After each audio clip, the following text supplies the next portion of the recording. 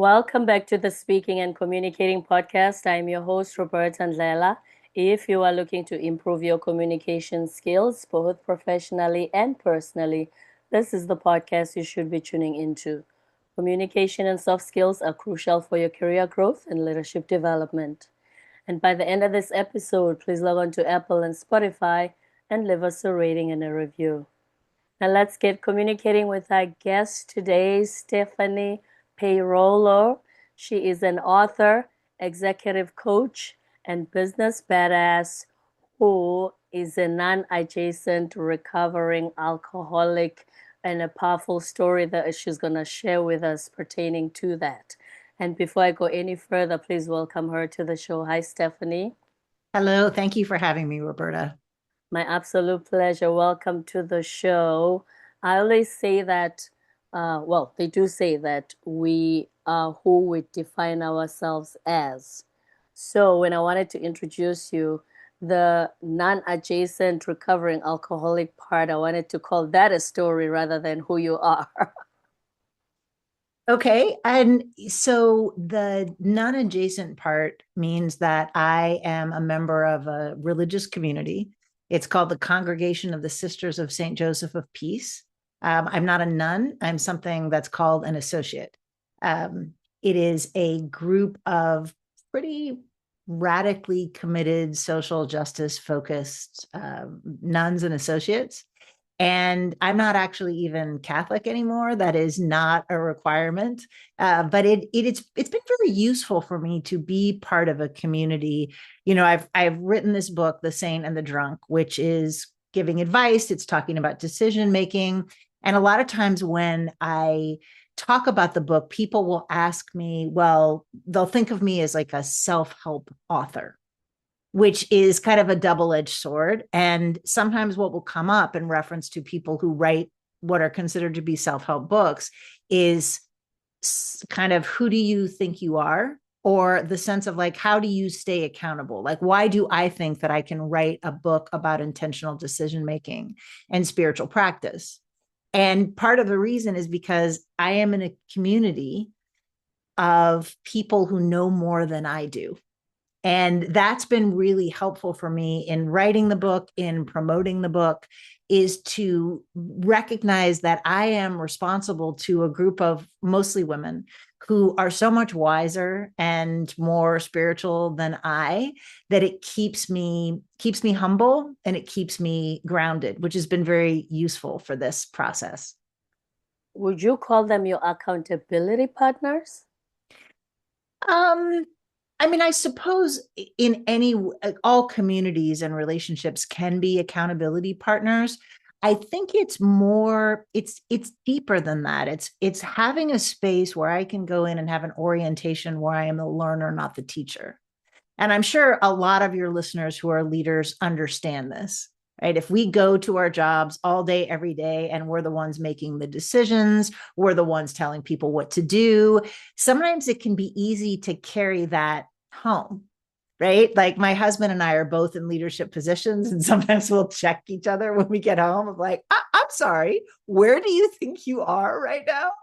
And so I think it is useful for those of us who have some authority or power in one arena to have spaces where we are reminded that there are other arenas where we are a learner. This happens a lot of times with parents of teenagers. You get a sense of yourself as, I know what I'm doing as a parent. And then your kids hit adolescence and they remind you frequently, you know very little. And so I think it's useful for us as leaders, particularly the more power we get, to have spaces where we are not in charge. And in some cases, that's an accountability partner. I mean, I'm an executive coach. In many cases, I will serve as that kind of accountability partner for my clients. But I think it's useful to have that in a relationship that is not necessarily professional. Yes, I'm glad you highlighted that because you know how they say if you cannot follow, you cannot lead.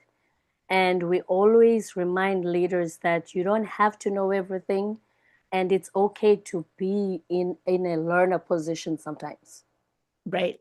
And that having that, it's almost like being multicultural or multilingual, that you just shift into a different way of being when you are the one who is learning than when you are the one who is teaching. And I think it's useful to have to be able to shift in those different ways. And that's what that has served for in my life. Right. Now let's talk about the philosophy you have that our board we need to listen to the genius of the body. What do you mean by that? So so when my book, The Sane and the Drunk, A Guide to Making the Big Decisions of Your Life, is a process for making intentional decisions. It's almost, you can think of it as like a workbook. And it's really focused on how to move away from what we tend to default to, which is an intellectual, rational pros and cons basis for making decisions, to really focus on other kind of ancient modalities for making decisions. And one way of making decisions really prioritizes your embodied experience. And it's, some people call it somatic wisdom. I call it the genius of the body. It is a very ancient way that is familiar to most of us. In the English language, we talk about having cold feet or a broken heart. And those are ways of languaging the genius of the body. And I think women are used to thinking that way, right? We are used to, I just had a bad feeling about that person, or my intuition was tingling. Unfortunately, in patriarchy, a lot of women's ways of knowing have been derided as being too emotional, less kind of valid than the more intellectual, rational ways of making decisions. And so, what I'm really trying to do is reclaim the genius of the body.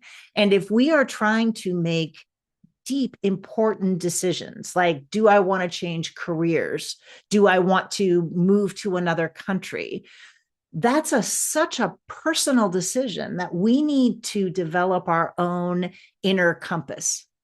And it can't be something somebody else tells us. It can't be, from outside. And so to start with the genius of the body can be very helpful for some people. Now, I do want to add a caveat, which is, while some people are drawn to that intuitive sense, the somatic wisdom, for some people, that can be challenging. So I think of people who have chronic pain or physical challenges through illness. Some people who have experienced physical trauma, maybe they were a survivor of assault or sexual abuse. So, what I try to present in my book are a number of different kind of modalities for tuning into wisdom that isn't just intellectual. And the genius of the body is one that most people relate to. But if you feel resistance as you hear that, don't worry, there are others. I'm glad you bring that up. However, let's start. Okay, so when you're grown up and there's a lot of information out there, it's starting to, I would say, a little bit easier to try and live that practice of listening to your body and the genius of your body. But if you grow up in a household and you're a kid and you just have a bad feeling about something, or I don't like it when Uncle so and so comes here, he's creepy. They say, you crazy, respect your uncle or whatnot. And then something happens. Right. You know what I mean? So I think the older you get and the more experiences you've had, and then learning about these principles will then make you start to listen to that. But if you're still a much younger, at a much younger age, how can you implement that, especially if those around you, those of influence around you, do not create that kind of safe space for you to just go with your intuition and the flow and listening to your body? Well, what you're talking about is that there are people who have narratives about how valid their reactions are. And that is the narratives that people carry is such an important part of discernment or intentional decision making that it's actually the middle portion of my book. I have 9 chapters because when I started working on this content with people, with clients, even sometimes with friends, what I found is that we are tripped up by stories we were told as children in our family or by our culture that we don't recognize our stories. Like we think they're real. We think they're immutable facts. And in fact, they're just something that somebody told us. But because they told us that and our mother that and our grandmother that, we all accept it as reality. And so the narratives around whether or not we should listen to our bodies are similar to the narratives of like, do our feelings have merit? And some of it has to do with age. Some of it has to do with how you were raised. Like I'm a grandmother. I have a grandson who's 4 and a granddaughter who's 7. And their mother, my daughter, is very intentional about you don't have to kiss an uncle that makes you feel creepy. And we're honoring your feelings. And there's a real difference in how she is raising her children than how I was raised. But it's not just generational. So the stories tend to be around certain topics, and everybody carries their own stories. But what I try to do is get people to look at assumptions that they're making and saying, is this true? Is this a story? Does it serve me? So, for example, the idea of one of the chapters that I have is the idea of voice. Who gets a voice and who gets to speak? Right? If you think of a person on a stage in authority, does that person look like you? Is the cultural assumption that people who get to stand up and hold a microphone and hold forth, does that person look like you? For a lot of us, no, that person doesn't look like us. I have a friend who is an expert in her field, like nationally recognized expert in her field, and she is a self-described fat woman. And she says for the first 10 minutes she is on a stage, no one sees anything but the size of her body. And so her narratives around, like, she has to interact with the cultural assumption of who gets to be an expert, who gets to be in authority. And I think for all of us as leaders, particularly those of us that come from marginalized communities, we need to do that work. What have I been told about who gets to have power? What have I been told about how much money I get to make and whether or not I get to ask for a raise? What, and do those stories still, are they still valid for me? Do they support me? And there are narratives that can be supportive. Like my grandparents came to the United States on a boat. So I definitely have that immigrant mentality of like work hard, provide for your kids, do well in school, which has been supportive in that it has kept me going in difficult times. It's also been limiting in that I have tended towards workaholism. And so it's really just unearthing the operating system that we were told was true for us to decide, is it still true? Is it helping me? Let's unpack that even more because I think a lot of people struggle with that. And that is why you have things like, the stress, the anxiety, the depression, because one moment you think, I'm doing everything right. Why am I not harvesting what I'm supposed to? And so, if you have messaging that, or a background that can help you in one way, but also limit you in another, how do you then distinguish between the two so that you make better decisions for yourself? Well, I think that it takes a lot of work. Like one of the challenges of a discernment process, which is this really intentionally tuning into what is true for you in kind of your deepest, most authentic level, is it takes time and it takes some work. Right. So like each one of these chapters in my book has a whole bunch of journal prompts and questions that I invite people to sit with. A lot of times people need to explore this with friends and say, hey, I was always told that if I wasn't a doctor or an engineer, I had no value. Right? And is that true?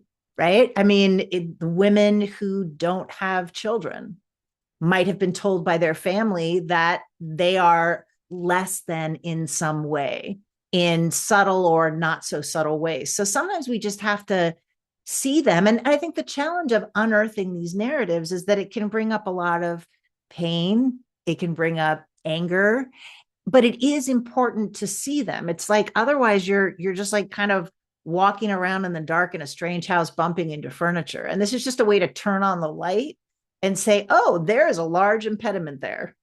How do I navigate around it skillfully? Because this process is not going to remove those cultural narratives. It's not going to change your family to celebrate your choices if they don't approve of them. But what it does is it helps you say, this is mine. This is not mine. So you can honor what it is that is calling you to do, or what it is that you're drawn to. But I also want to point out something. I've read a lot of books and articles that talk about things like manifesting your dreams and following your heart. And I just want to add a caution to that, is that most of us have very real, practical guardrails to what it is that we can do. So an example is, I very much wanted to be a writer. All I wanted to do was write novels. But I found myself in my 20s as unexpectedly a single parent to two young children. I couldn't go to get a graduate degree. I was not in a position where I could, like not make any money and travel from university to university on fellowships, because I had two little kids and they needed braces and school and all of those things. And so I made a decision to go into a career that provided me flexibility and the financial stability to be a single mom. Now, my dreams were still there. I have written and published a book. I have continued to write. I just did it in a different way, with an intentional commitment to what life brought me, which is I have to raise these two kids. And so I do think that any decision-making process needs to be firmly grounded in the reality of your responsibilities, and also in congruence with what your values are. Okay? Like, we all have, hopefully, values, ethics. We need to keep those in play as well. And so the idea of a discernment process is, it's complex because you are balancing a number of different things. And I think to say something like follow your dreams is too simplistic when you have elderly parents that you are responsible for, or, like physical limitations. Sometimes your dreams or aspirations might need to evolve depending on your circumstances. I'm really glad you said that, because I think a lot of people do blame themselves if they have circumstances that are not conducive at the time, just as you've explained with yours. But then you have these very well-meaning motivational coaches and whatnot who say, but Stephanie, anything is possible. You create your reality. You know those narratives that make people think, Yes. I'm really bad at this. Well, and I think there's also a larger piece to this, which is we as individuals often blame ourselves for systemic failings. So a lot of women are, so for example, a lot of women are told that they should negotiate more for a career advancement or raises. Well, that's not the reason they're not moving up the corporate ladder. They're not moving up the corporate ladder because of sexism or racism or ageism. There's a systemic failing that a lot of times we don't want to look at the systemic failing. We don't want to look at the fact that, like, wow, in the United States, if you don't have a job, it's really hard to get affordable healthcare. And so a lot of people stay at really terrible corporate jobs because they have a sick family member or they can't afford to get healthcare any other way. Well, to turn to a person that's in that circumstance and say, you really lack ambition, you really should be working harder, is assuming that they have individual responsibility for something that is a systemic problem. And there's a real tendency to do that. And I understand that. We want easy answers. We want to be able to click here, buy this class, and we will, within 20 minutes, understand our, whatever the model is, and then we'll be able to move forward. And again, I say this as a person who is selling a book on decision making, but the book on decision making says, this might take you 3 months, 6 months, it's going to be hard. And you have to stay grounded in reality. And that's a harder sell than, download my free PDF and you will magically know how to manifest all your dreams. But that's not the world I live in. So, Yes, and I love that you used your own experiences because I think a lot of the time, most who tend to be idealistic, there are times where they just use those talking points without actually having lived those principles. Maybe that's why sometimes it just sounds a little shallow for somebody who's going through some really challenging times or have some really challenging circumstances in their lives, and they just make it a little simplistic. and again, that is, we live in late stage capitalism. People like a 4-step framework. They like somebody who feels aspirational. Like, look at her. She's a best-selling author. She's got millions of dollars. She's a celebrity. We want that package. And I think that, part of what I try to do is be realistic about what my experience is. Like whenever I speak in public, I say I am 63 years old. And it's funny because when I started doing this, I remember speaking at a conference in my 50s and I was talking to women about negotiating. And people did an intake of breath as if I was like admitting some deep dark secret, because being over 50 can be challenging. And in the workplace with ageism, and people would come up to me and be like, you don't look like you're 50. You could lie and people would think you're 40.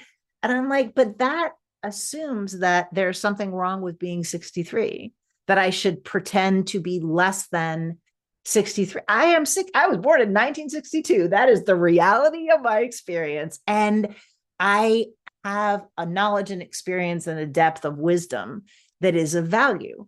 And, talking about where we are in a way that doesn't play with the cultural narratives can be really empowering. I think that's one of the reasons people enjoy reading my Substack or reading my book, is that I am happily in my postmenopausal. I published my first book traditionally, like through a publisher, when I like last year when I was 62. I've been trying to do that That's big, literally yeah. for, since I was in college. Well, it would have been nice if it had happened sooner. It would have been nice. It would be nice if it was like some crazy bestseller. But I hope that is an example, right? That like you can defy the cultural narratives and then show other people how to do that. The systemic failures you were talking about, that's a great example. And also that never feel like it's too late, because just like you said, when you published your book last year, we were 62. Sometimes some of us, especially us women, because of those systemic failures again, Right. you feel like I didn't have the opportunity in my 20s. Is it over for me to sign up for a ballet class or do something I've always wanted to do before I get married and had kids, and life took me in a different direction? But I think that especially now with all that's available to us, we just need to remember that it's never too late. Well, and I think it is never too late, but I think it also depends on what, like, there is a narrative about what success looks like. And I think some of us need to redefine what success looks like. So, for some people, success looks like a certain amount of money in the bank, being able to retire at 50 and travel around the world. Some people think success looks like having a spouse and having children. And, so sometimes we have to reframe what success looks like. So I had all sorts of dreams about what was going to happen with my little book. Right. And I had all these daydreams and all these things were going to happen. I was going to be so famous. And that has not transpired. And I got very disappointed. And what I had to do was stop and say, okay, I wrote this book to try to be helpful. And lots of people have bought the book. And how many people do I need to be helpful to for it to be a success for me? 5? 10? If there are 7 people out there in the world who read my book and really felt that it helped them make a decision or tune into their inner knowing or connect with something larger than themselves, that is a huge win, right? And I think we're so connected, or at least I am so connected to how many followers do I have, how many likes, how many people bought my book or watched this piece of content, that we forget that it also, at least for me, it can count if it's a dozen people, right? Like I do a podcast called The Bad Boss Brief with my old friend Eugene Robinson, and he is a musician, and he will do a show with his band for 5 people or 5,000.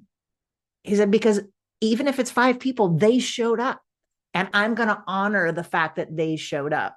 And so part of it is, it's never too late, but also let's be careful about what we're thinking of success as being, because I could be here crushed that my book, has sold hundreds of copies as opposed to tens of thousands of copies. Or I could reframe the narrative and say, if I had everybody that bought a book show up at my house, there would be too many people to fit in my home. And I've decided that's successful, right? If my Your audience own is too big, definition. yeah. Yes. And I think it is important to recognize that, again, it's whose story of success is this, right? Like, rich and famous does not seem to be in the cards for me. And that doesn't mean that I can't have a big, beautiful life. And ask yourself, do you want to be rich and famous and have everything that comes with that? Exactly. Because And we who like told all me? the frills and the picture perfect looking part of it, but do you like what comes with, because it comes with everything is a package. Right. If you say, I wanted to have kids and a husband and a house and a picket fence and a dog, if it didn't happen, do I feel like, again, definition of success, so my life is lacking something? And do I, do I feel like everything that comes with that package is, will I choose this life, or would I still crave that what I feel like I didn't have? I think a lot of the time we don't think about that. We just think, oh, look, they're all in cameras and tabloids and TV and everything. Do you want everything that comes with the package? Right. And again, this is the story of what you have been told success looks like. And if you can really hone in on what is your motivation. And when I focus on, I want to help people. That is really what I'm trying to do. And I know some things. I've been through some things. I have some experience, and I want to use that to help other people. And if that's what I'm here to do, then I don't get to decide how many people that is, right? Like, that's kind of out of my hands. And part of that is also, whether you call it a spiritual practice or an intention or whatever language you use, that is grounding for me. Like, I'm here to be of service. The results are out of my hands. I do the work and I just put it out into the world and see what ends up happening. I love that. So, Stephanie, if anybody's listening and wants to be more in tune with the genius of their bodies so that it helps them make better decisions, what can you tell them to go and do starting today? Find a space where you can intentionally listen to your body. Take a walk, any kind of movement, and don't have distractions. So go for a walk in the forest without headphones. Leave your phone behind. I enjoy swimming, and try to do something where you're doing a rhythmic movement and just see what arises, not intellectually, but what is in your body. Sometimes you can do a body scan, like, wow, there's a lot of tension in my neck and shoulders. What is there an emotion that's attached with that? Right. So trying to move your body and see what happens. For some people, focusing on the senses can be useful. One of the things I suggest in the book is take a sense a day, like focus on hearing and listen to like your favorite music, have like calming noises in the background, like pay attention to what you're hearing. The next day, pay attention to what you're eating. Eat your favorite foods, drink your favorite drinks, like really just I'm going to be in my body and enjoy this and really just sort of pay attention. See what comes up for you around activity. It could be around sex or sensuality, like just anything that you're using your body to do. See what arises. There are many times where I get in the swimming pool in one frame of mind. And as I'm swimming, all of a sudden, something comes up, and a lot of times it doesn't have language. It's like I'll be super angry or super sad or just kind of giddy and happy, and I think to myself, oh, my shoulders had something to say today in this swim. And so I think it's almost like a scavenger hunt. Like my body's trying to give me clues, and I'm going to try to pick up the clues, or like a detective story. Like, what does that mean? And again, if it doesn't resonate for you, there are other ways that you can explore. But the idea is to say, you know what, the intellectual, rational understanding is probably the weakest way to make decisions, because it is, for me at least, the most influenced by false narratives and cultural stereotypes. And what I want to do is to tune into the channel of my heart, my soul, my authentic being, however you phrase that, so that I can have my own compass. Which everybody has. We have our own compasses. Words of wisdom from Stephanie Peirolo, the author, executive coach, business badass who is a non-adjacent recovering alcoholic, the host of Bad Boss Brief podcast. Thank you so much for being here today. Thank you so much. And if you'd like more information, my website is speirolo.com. That's SPEIROLO.com. And you can find more about my professional coaching, also personal coaching, and more about the book and other things that I write and other places where I speak. So thank you so much for having me, Roberta. I really appreciated being here today. It was my pleasure, Stephanie. I enjoyed it as well. Don't forget to subscribe, leave a rating and a review on Apple and Spotify, and stay tuned for more episodes to come.